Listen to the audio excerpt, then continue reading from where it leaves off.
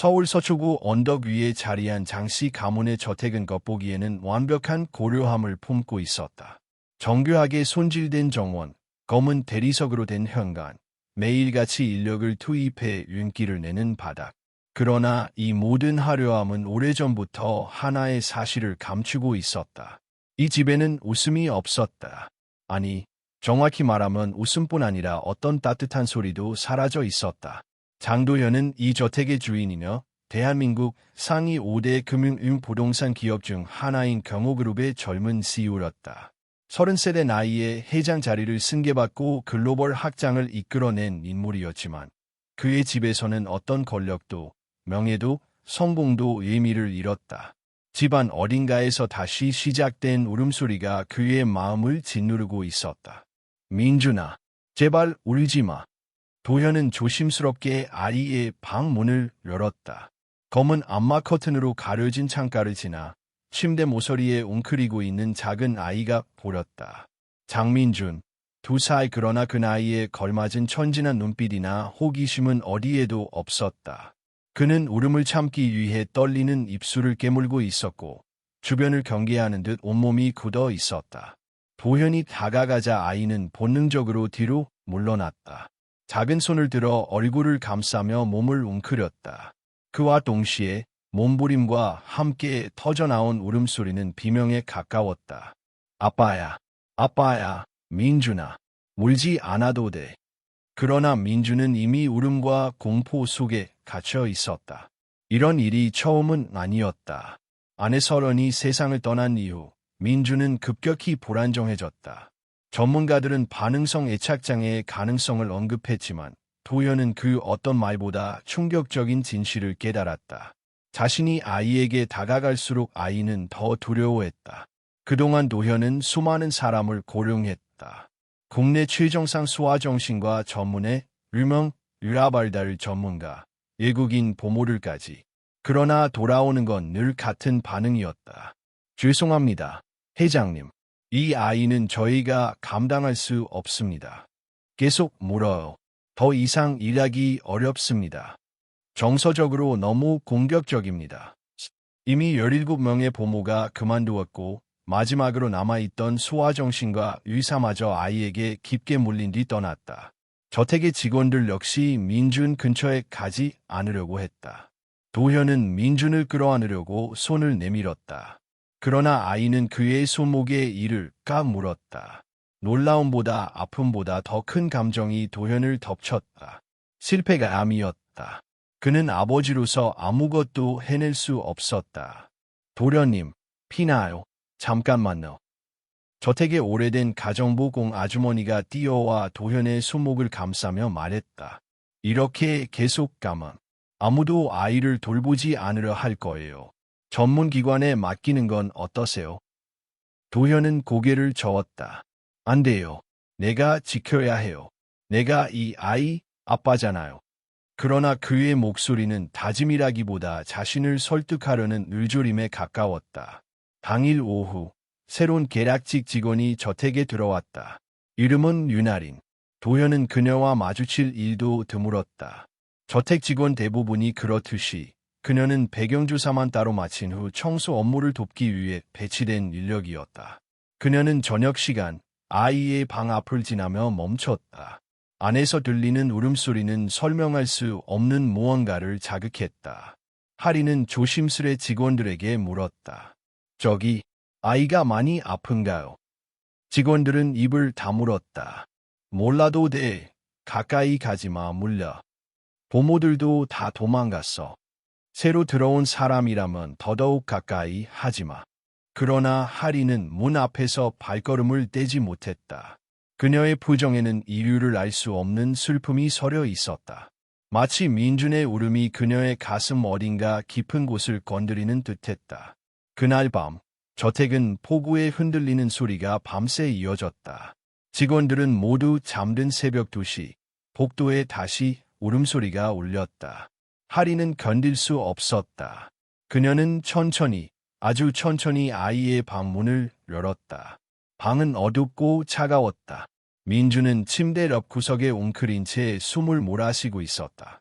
하리는 조용히 바닥에 앉았다. 안녕, 민준아. 나 누나 알아. 너 안 무서워. 아이는 하린의 존재를 인식하는 순간 몸을 굳혔다. 그러나 예상과 달리 울거나 도망치지 않았다. 하린은 떨지 않는 목소리로 아주 작은 노래를 흥얼거렸다. 그녀가 어린 시절 동생들을 달래기 위해 부르던 전남도 민요였다. 이상한 일이 일어났다. 민준의 작은 어깨가 조금씩 풀렸다. 그는 고개를 들었고 그 눈동자에는 공포보다 호기심이 있었다. 하린이 손등을 내밀자 아이는 그 손을 바라보기만 했다. 그리고 마침내 천천히, 아주 천천히 그녀의 손을 잡았다. 민준은 하린의 무릎으로 몸을 기댔다. 그녀는 놀라움에 숨이 멎을 뻔했지만 아이를 천천히 안아 올렸다. 민준은 곧 울음을 멈추고 작고 미약한 숨을 고르기 시작했다. 그 작은 고요함은 이 집에서 너무 오래 사라져 있었던 평화였다. 문 밖에서 이 장면을 지켜본 도현은 말문을 잃었다. 그가 몇 달 동안 이루지 못한 일을 이 여성은 단 몇 분 만에 해내고 있었다. 그의 마음속에서 작은 균열이 시작된 순간이었다. 이 여자는 누구인가? 그리고 왜 그의 아이는 이토록 자연스럽게 그녀에게 안긴 것인가? 다음 날 아침, 장도연은 잠을 거의 이루지 못한 채 아리의 방으로 발걸음을 옮겼다. 문틈으로 새어나오는 희미한 빛, 그리고 어쩐지 낯선 정적이 그를 멈춰 세웠다. 너무 조용했다. 민준의 울음소리에 익숙해진 저택이었기에 이런 침묵은 오히려 불안하게 느껴졌다. 조심스레 문을 열자 어젯밤 그대로의 장면이 그의 눈앞에 펼쳐졌다. 침대 이 르나린이라는 여성이 아이를 품에 안은 채 등을 기대고 잠들어 있었다. 민준은 그녀의 가슴에 얼굴을 묻고 평온한 표정으로 숨을 고르고 있었다. 무엇보다 놀라운 건 아이가 단 한 번도 깨지 않고 곤히 자고 있다는 사실이었다. 도련님. 도현은 문가에 서 있던 공 아주머니의 낮은 목소리에 돌아보았다. 저 아가씨가 어젯밤 민준이 울음 듣고 방에 들어갔어요. 말렸지만 아무래도 그냥 둘 수 없었나 봐요. 그는 말없이 안을 바라보았다.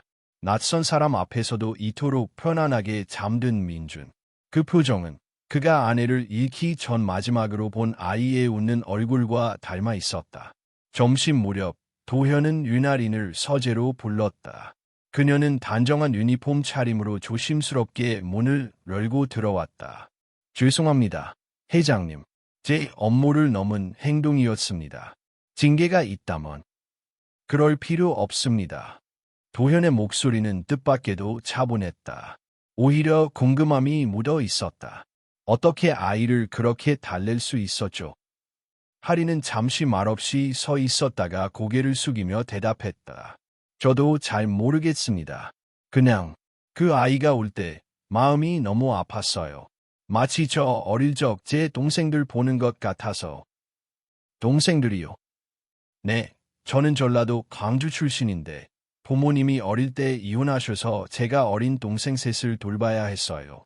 동생들이 밤마다 울 때마다 그냥 옆에 앉아서 노래 불러주고 손잡아줬어요. 방법이라기보다 그때처럼 해봤을 뿐이에요. 도현은 묘한 감정에 사로잡혔다. 이 여자는 단순히 운 좋게 아이에게 접근한 것이 아니었다. 그녀는 아이의 울음을 있는 그대로 받아들일 줄 아는 사람이었다. 당분간 민준이 곁을 지켜줄 수 있겠어요. 하리는 눈을 크게 떴다. 정말? 제가 해도 될까요? 당신은 민준에게 필요해 보여요. 그렇게 하리는 공식적으로 민준의 임시 보호자가 되었다. 처음에는 직원들 사이에서도 말이 많았다. 자격증도 없는 직원이 보모 역할을 맡는다는 것에 대한 우려와 불만이 뒤섞였다. 하지만 시간이 지나며 그 누구도 부정할 수 없는 사실이 드러났다. 민준은 변하고 있었다. 울음의 횟수는 눈에 띄게 줄었고 식사도 조금씩 스스로 하려 들었다. 하리는 민준과 눈높이를 맞추어 말했고 그가 한마디라도 중얼거리면 온몸으로 반응하며 칭찬했다. 그녀의 방식은 전문적이지 않았지만 아이의 마음을 두드리는 데에는 이상하리만큼 효과적이었다. 어느 날 오후 하리는 아이에게 색연필을 쥐어주며 말했다. 우리 같이 엄마 얼굴 그려볼까? 민주는 조용히 고개를 저었다. 하지만 그녀가 곁에서 자신의 얼굴을 그려주자 조금씩 손을 움직이기 시작했다. 아이가 그린 건 원도, 눈도, 입도 흐릿했지만 무엇보다 놀라운 건 그 끝에 작게 적힌 글자였다. 하리는 눈을 의심했다. 민준이 처음으로 꺼낸 음절이었다. 그녀는 조심스럽게 물었다. 린, 누나 이름 말한 거라. 민준은 작게 끄덕였다. 그 순간 하리는 눈물이 차오르는 걸 느꼈다. 작고 약한 존재가 첫 목소리로 부른 이름이 자신이라는 사실이 견딜 수 없을 만큼 벅찼다. 며칠 후 도현은 외출 중인 틈을 타 하린과 민준이 정원에서 놀고 있는 모습을 보았다. 민준은 그녀의 손을 꼭 잡고 꽃잎을 집으며 웃고 있었다. 그 표정은 그동안 어디에서도 본 적 없는 순수함 그 자체였다. 하린 씨. 하린이 놀라며 고개를 들었다. 네, 회장님. 민준이 처음으로 말을 했다고 들었어요. 네, 제 이름을 불렀어요. 물론 완벽하진 않지만 분명한 의사 표현이었어요. 도현은 한동안 말을 잇지 못했다. 감정이 목구멍까지 차올랐다. 그는 천천히 말했다. 정말 감사합니다. 하린 씨가 아니었다면 민준이 아직도 어둠 속에 있었을 거예요. 그날 밤 도현은 오랜만에 아내의 영정사진 앞에 섰다. 설원아, 누군가 나타났어. 민준이를 웃게 해준 사람. 나도 처음으로 다시 웃고 싶은 마음이 들어. 그리고 자신도 모르게 가슴속에서 하나의 감정이 피어오르고 있음을 느꼈다. 그 감정은 오랜 시간 죄책감과 상실감 속에 묻혀있던 따뜻함이었다. 윤아린, 이름조차 처음에는 대수롭지 않게 여겼던 그 여자가 이제 그의 세계의 균형을 흔들기 시작하고 있었다. 장도연은 요즘 자신이 거울을 보는 시간이 늘어났다는 걸 깨달았다. 예전에는 출근 전 넥타이를 매거나 회의 전 외모를 정돈할 때 잠깐 보는 것이 전부였다. 그런데 어느 순간부터 그는 매일 아침 민준을 보러 가기 전에 거울 앞에 서서 스스로에게 묻고 있었다. 나는 지금 좋은 아버지인가? 아니, 이제는 또 하나의 질문이 더해졌다. 나는 지금 누군가를 다시 사랑할 준비가 되었는가? 윤아린이 민준의 삶을 바꾸었듯 그녀는 도현의 삶에도 서서히 파고들고 있었다. 그녀는 특별한 걸 하지 않았다. 다만 늘 조용히, 진심으로 아이를 바라보았다. 그리고 그 시선은 점차 도현에게도 향했다. 그들은 민준을 사이에 두고 하루에 몇 번씩 눈을 마주쳤고 그 짧은 순간들 속에서 묘한 온기가 피어났다. 어느 날 민준이 낮잠을 자는 동안 도현은 하린과 마주 앉아 따뜻한 차 한 잔을 나누었다. 그녀는 조심스럽게 자신의 과거에 대해 이야기했다. 사실 대학에 합격했었어요. 심리학과였죠. 아이들을 위한 심리 상담사가 되고 싶었거든요. 그런데 그만뒀어요. 가족이 빚을 많이 졌어요. 아버지가 사업에 실패하면서 등록금도 없었고 생활비도 제가 벌어야 했죠. 동생 셋이 있었고. 하리는 담담하게 말했지만 그 속의 숨은 무게는 쉽게 느껴졌다. 도현은 말없이 그녀를 바라보았다. 사회적 배경도 출신도 다르지만 그녀는 누구보다도 강한 사람이었다. 며칠 후 도현은 회사 일정을 미뤄가며 민준과 함께 라이의 나들이를 준비했다. 하린도 동행했다. 세 사람은 서울수 공원에서 산책하고 작은 동물원에서 토끼와 럼소를 구경했다. 민준은 처음으로 바깥에서 장난기 어린 미소를 지었다. 하린은 아이가 나무 그늘 아래에서 쉬는 틈을 타 사진을 찍었다. 무심코 찍은 사진 속에는 민준을 무릎에 앉힌 도현, 그리고 그 옆에서 아이를 감싸 안은 하린이 있었다. 마치 오래된 가족 사진처럼 자연스럽고 따뜻한 분위기였다. 이 사진 정말 좋네요. 민준이가 이렇게 웃는 건 처음 봐요. 하린의 말에 도현은 사진을 바라보다가 문득 속삭였다. 우리 마치 진짜 가족 같지 않나요? 그 말에 하린은 당황한 듯 고개를 숙였다. 하지만 그녀의 볼이 붉게 물든 것을 도현은 놓치지 않았다. 며칠 후 SNS에 그 사진이 퍼지기 시작했다. 도현의 얼굴은 이미 대중에게 익숙했고 누군가 몰래 찍은 뒤 공유한 것이다. 경호그룹 장도연 회장, 의문의 여성과 아이와 함께한 하루라는 제목으로 뉴스가 뜨자 언론은 앞다퉈 관련 기사를 쏟아냈다. 부모인가, 연인인가, 재벌가 후계자와 평범한 여성의 의문스러운 관계, 아이의 생모 논란. 언론은 확인되지 않은 루머를 부풀렸고 인터넷은 곧 온갖 댓글로 도배되었다. 또 재벌과 신데렐라 스토리야. 저 여자는 대체 뭐야? 아이까지 들먹이다니 너무 저속하다. 경호그룹 내에서도 파장이 일었다. 이사회는 긴급회의를 소집했고 장필주 회장은 직접 아들을 불러들였다. 내가 무슨 짓을 했는지 알아. 지금 주가 떨어지고 있는 거 안 보여. 전 개인적인 시간을 보냈을 뿐입니다. 아이와 함께. 개인적인 일이 회사를 흔드는 게 어떤 의미인지 아직도 몰라. 그 여자가 누구든 간에 내 옆에 있어선 안 되는 사람이야. 도현은 단호했다. 아버지, 민준이에게 필요한 사람이에요. 그게 전부입니다. 그 여자가 민준이를 살린 거면 이제 끝내면 돼. 빚을 갚은 거지. 평생 우리 집안에 얽혀 있을 필요는 없어. 도현은 말없이 자리를 떴다. 가슴 속에서 처음으로 명확한 분노가 피어오르고 있었다. 그는 지금껏 회사, 가족, 체면을 지키며 살아왔다. 그러나 지금 그는 민준의 아버지였고 그보다 더 깊은 감정이 점점 윤아린을 향하고 있었다. 할인 역시 변화의 중심에 서 있었다. 그녀는 자신이 예상치 못한 세상 속으로 휩쓸리고 있다는 걸 알고 있었다. 기자들은 저택 주변을 맴돌았고 그녀의 이름도 점차 사람들의 입에 오르내리기 시작했다. 그날 밤 그녀는 도현에게 조심스럽게 말했다.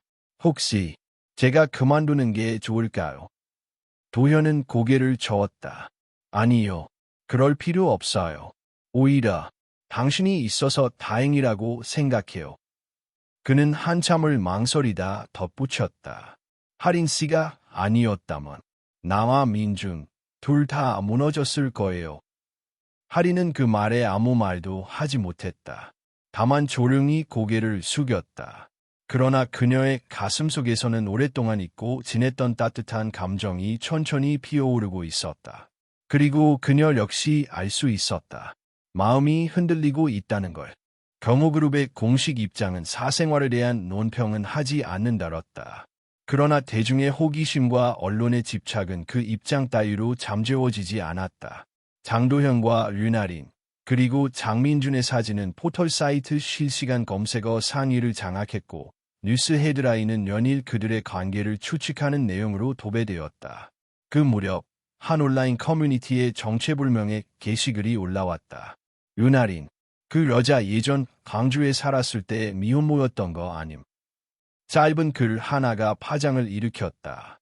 누군가는 그녀의 중학교 졸업사진을 찾아 올렸고 또 누군가는 광주에서 함께 살았다는 이웃의 증언이라며 오래된 주민등록 초본을 퍼뜨렸다. 결국 며칠 후 한 연예기자가 단독 보도라며 뉴스를 터뜨렸다. 경호그룹 보모 윤아린, 17세에 출산 후 아이 유기. 과거 드러나 충격. 인터뷰도 없었고 당사자의 해명도 없었다. 하지만 이미 여론은 들끓기 시작했다. 아이 유기범이 보모라니 말이 되나. 민준이한테 접근한 것도 계산이었겠지. 재벌가에 붙으려는 전형적인 케이스. 장도연은 회의 도중 비서에게서 그 뉴스를 보고받았다. 순간 숨이 멎는 것 같았다. 그는 곧장 회의장을 빠져나와 저택으로 향했다. 그가 도착했을 때 윤아린은 이미 짐을 싸고 있었다. 민준은 거실 한쪽에서 어리둥절한 표정으로 그녀를 바라보고 있었다. 할인 씨. 그녀는 놀란 듯 돌아봤다. 얼굴은 이미 창백했고 눈은 밤새 울었던 흔적으로 부어 있었다. 떠나시려는 겁니까? 네. 이대로 있으면 회장님과 민준이 모두 피해를 입어요. 그 기사는 사실입니까? 그녀는 잠시 침묵하다 고개를 끄덕였다. 17살 때 아이가 생겼어요. 부모님은 제 이름이 더럽혀진다며 강제로 아이를 이방 보내버렸어요. 저는 저도 모르게 사인했고 아이 얼굴도 보지 못했어요. 왜 저에게 말하지 않았죠? 제가 그럴 자격이 있을까요? 도현은 할 말을 잃었다. 그는 수많은 미디어와 협상해 온 사람이었지만 지금 이 순간처럼 무력했던 적은 없었다. 그날 밤 하리는 도현과 민준이 잠든 저택을 조용히 떠났다. 그녀는 어떤 작별 인사도 남기지 않았다. 다만 민준의 침대 머리맡에 작은 인형과 손글씨가 적힌 쪽지를 두었다. 민준아, 너는 세상에서 가장 소중한 아이야. 내가 나를 처음 불러준 그날, 나는 다시 살아갈 수 있었단다. 사랑해. 윤아린이 사라진 뒤 저택은 다시 조용해졌다. 그러나 그 침묵은 이전과는 다른 종류의 것이었다. 이제 도현은 민준이 우는 이유를 알았고 그 울음에 응답할 수 없다는 사실에 괴로워했다. 며칠 후 또 다른 영상이 온라인에 올라왔다. 5년 전 지락 방송국에서 방영된 찾아주세요 프로그램의 한 장면이었다. 화면 속 머리를 짧게 자른 어린 윤아린이 떨리는 목소리로 말하고 있었다. 제 아이를 찾고 싶어요. 태어난 지 일주일 만에 부모님이 강제로 보냈어요. 이름도 몰라요. 어디로 갔는지도 모르고. 제발 누가 제 아이를 봤다면 연락주세요. 그 영상은 곧바로 퍼졌고 여론은 양분되기 시작했다. 그녀도 피해자였네. 아이를 버린 게 아니었잖아. 그래도 아이를 낳은 책임은 있지 않나. 왜 이제 나서 밝히는 거지. 동정받고 싶어서. 댓글은 수천 개로 쏟아졌고 인터넷은 찬반 논쟁으로 들끓었다. 검호그룹 이사회는 다시 움직였다. 주가는 계속 하락했고 일부 주주는 공식 사과와 조치를 요구했다. 장필주 회장은 아들을 불러 단호히 말했다. 이젠 끝내야 한다. 그 여자가 어떤 과거를 가졌든 내 곁에 있으면 안 된다. 아버지, 전 그녀를 감정으로 회사를 운영할 순 없어. 만약 그녀를 계속 감싸면 다음 주 이사회에서 회장직 박탈안이 올라갈 거다. 도현은 말없이 돌아섰다. 그의 머릿속은 복잡했다. 그는 회사를 위해 살아왔고 가문을 지켜야 한다는 책임도 잘 알고 있었다. 그러나 지금 그의 마음속 가장 깊은 곳에서 하나의 이름만이 떠올랐다. 할인. 며칠이 흘렀다. 민주는 할인이 떠난 뒤 밤마다 울었고 다시 말을 잃기 시작했다. 아무리 달래도 그의 입에서는 오직 한마디만이 나왔다. 할인. 그 작고 떨리는 목소리는 도현의 마음을 갈기갈기 찢었다. 그날 밤 도현은 아내의 령정 앞에 다시 섰다.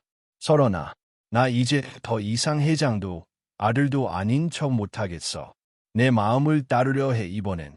한 번쯤은 내가 원하는 사람을 선택해도 괜찮을까? 그는 천천히 자리에 앉아 처음으로 눈물을 흘렸다.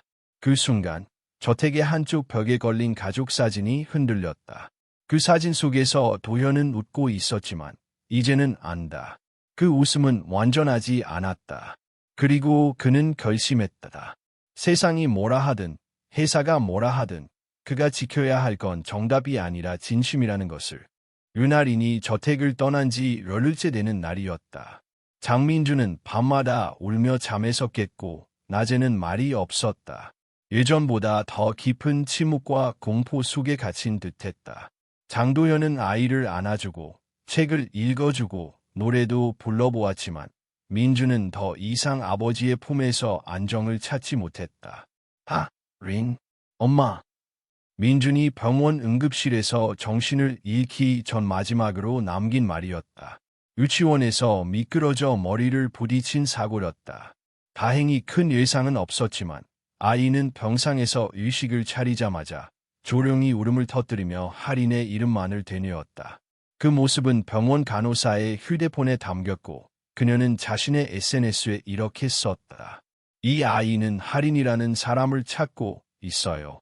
제발 누군가 그 여성을 다시 데려와 주세요. 그 영상은 하루 만에 400만 조회 수를 넘겼다. 할인 엄마 돌아와 주세요라는 해시태그가 SNS 전역에 퍼졌고 수많은 이들이 댓글을 달았다. 저 아이는 누굴 원하고 있는지 너무 분명하다.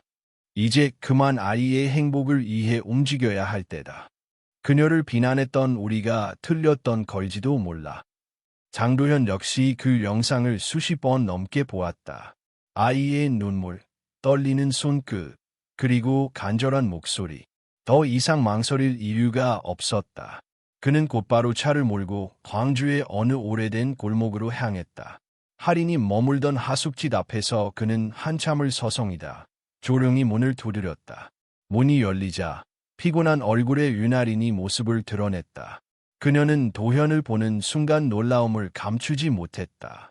회장님, 할인 씨. 두 사람은 한동안 말이 없었다. 도현은 천천히 그녀 앞에 무릎을 꿇었다. 나 지금 회장도 CEO도 아니에요. 그냥 민준이 아빠예요. 그리고 당신을 사랑하는 남자예요. 할인의 눈이 흔들렸다. 하지만 저 같은 사람과 함께하면 당신은 모든 걸 잃을 수도 있어요. 이미 잃을 만큼 잃었어요. 당신 없이 민준이는 다시 무너지고 있어요. 그리고 나도 마찬가지요. 그는 그녀의 손을 꾹 잡았다. 할인 씨, 나의 아이의 엄마가 되어줘요. 우리 함께 민준이를 다시 웃게 해줄 수 있다면 그게 나에겐 가장 큰 성공이에요. 할인은 참았던 눈물을 흘렸다. 처음으로 그녀의 각오를 받아들이고 안아주는 사람이 눈앞에 있었다. 더는 도망치고 싶지 않았다. 며칠 후 조용히 진행된 결혼식이 있었다. 화려한 이식장도 하객도 없었다. 단지 민준을 사이에 두고 손을 맞잡은 두 사람과 조용히 축복해주는 공 아주머니만이 있었다. 아이는 이식 내내 웃었고 그날 밤 처음으로 엄마라는 단어를 또렷하게 말했다. 시간은 흘러 5년이 지났다.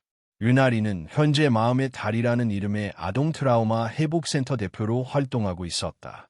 그녀는 방송, 강연, 칼럼을 통해 어린 시절의 상처를 안고 살아가는 아이들과 부모들을 연결하는 다리가 되고 있었다. 장도연은 여전히 경호그룹의 CEO였지만 그의 삶의 중심은 이제 가족이었다. 어느 날 서울 삼성동의 한 강연장에서 열린 공개 포럼. 윤아리는 두 번째 기회의 의미라는 주제로 이야기를 하고 있었다. 강연이 끝날 무렵 한 여학생이 손을 들었다.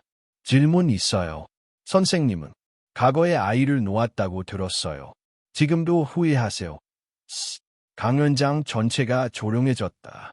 순간 진행자가 제지하려 했지만 할인은 손짓으로 막고 조용히 대답했다. 네, 매일 후회해요. 하지만 그때는 저에겐 선택이 없었어요. 아이의 얼굴조차 못 본 채 보낼 수밖에 없었죠. 그래서 저는 남은 인생 동안 그 아이에게 부끄럽지 않은 사람이 되려고 해요. 다시 만날 날이 오면 미안하다고 말하고 싶어서. 그 말에 청중은 숙연해졌다. 그리고 그 순간 뒷줄에 앉아있던 한 여자아이가 조심스럽게 손을 들었다. 저도 잃어버린 엄마가 있어요. 모두가 시선을 돌렸다. 13살쯤 되어 보이는 소녀는 목에 작은 펜던트를 걸고 있었다. 그 펜던트는 윤아린이 17살 때 아이에게 몰래 쥐어준 것과 똑같은 모양이었다. 할인은 숨을 멈췄다. 그녀는 조심스럽게 무대로 내려가 소녀 앞에 섰다. 이 펜던트 어디서 났니? 소녀는 망설이다가 대답했다. 제가 입양될 때 함께 있었어요. 입양 부모님이 꼭 간직하라고 하셨어요. 여기에 엄마가 있었던 흔적이 담겨 있다고. 할인의 손이 떨렸다. 그녀는 소녀의 손을 꼭 잡았다. 눈물이 멈추지 않았다. 그 장면을 찍은 카메라는 천천히 둘을 비췄고 마치 시간이 멈춘 듯한 정적이 흐른 뒤 강연장 안에는 천천히 박수가 퍼지기 시작했다. 누군가 말할지도 모른다. 그 아이가 진짜 그녀의 딸인지 아닌지는 확실하지 않다고. 하지만 그건 중요하지 않았다. 상처와 용서, 잃어버린 것과 되찾은 것, 그리고 끝내 품을 수 없었던 사랑이 하나의 순간에 교차하고 있었기 때문이다. 그리고 그렇게 윤아리는 마침내 다시 한번 엄마라는 이름으로 세상과 마주서게 되었다.